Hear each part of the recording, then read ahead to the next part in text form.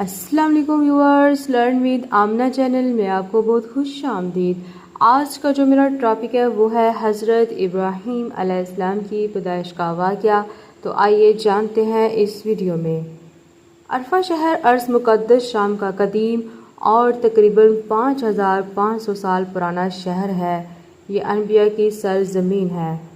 حضرت ابراہیم علیہ السلام کے جائے پیدائش کے پاس ایک بہت بڑی مسجد بنی ہوئی ہے۔ یہاں لوگوں کا بہت بڑا ہجوم تھا اور کثرت سے لوگ آ رہے تھے۔ مسجد کافی وسیع عریض رقبے پر بنی ہوئی ہے۔ یہیں سے ایک راستہ حضرت ابراہیم علیہ السلام کی جائے پیدائش کی طرف نکلتا ہے۔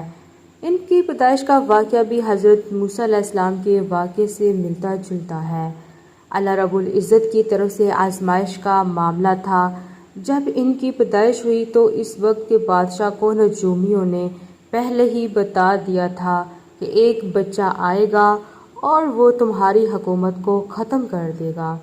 جب حضرت ابراہیم علیہ السلام کی پیدائش کا وقت قریب آیا تو ان کے والد نے اپنی اہلیہ کو ایک غار میں چھپا دیا۔ آپ علیہ السلام اس غار میں پیدا ہوئے۔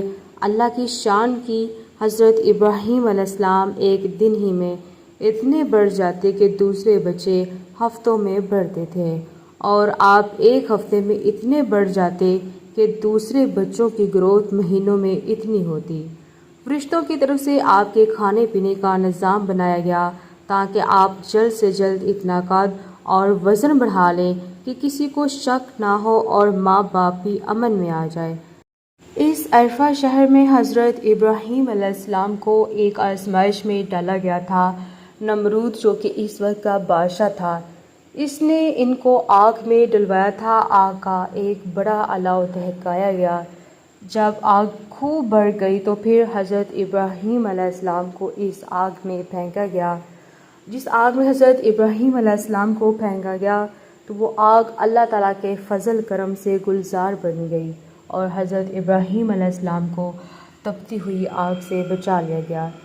اسی طرح مزید اسلامی معلومات کے لیے لرن ود آمنہ چینل کو سبسکرائب کیجیے اور ویڈیو کو لائک کیجیے تاکہ آپ تک میری ویڈیو بآسانی سے پہنچ سکے۔ شکریہ۔